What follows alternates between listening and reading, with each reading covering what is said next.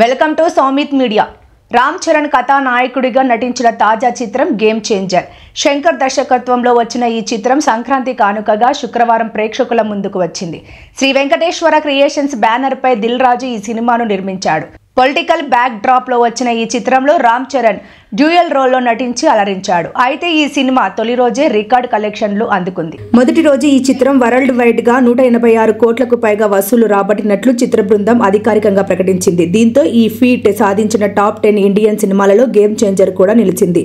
ఇక మొదటి రోజు అత్యధిక కలెక్షన్లు సాధించిన చిత్రాలు చూసుకుంటే అల్లు అర్జున్ నటించిన పుష్ప 2 ది రూల్ చిత్రం మొదటి స్థానంలో ఉంది. ఈ చిత్రం ఫస్ట్ రోజు 294 కోట్లు వసూళ్లను రాబట్టింది. పుష్ప తర్వాత రాజమౌళి త్రిబుల్ ఆర్ 223 కోట్లు, బాహుబలి 2 214 కోట్లు చిత్రాలు ఉన్నాయి.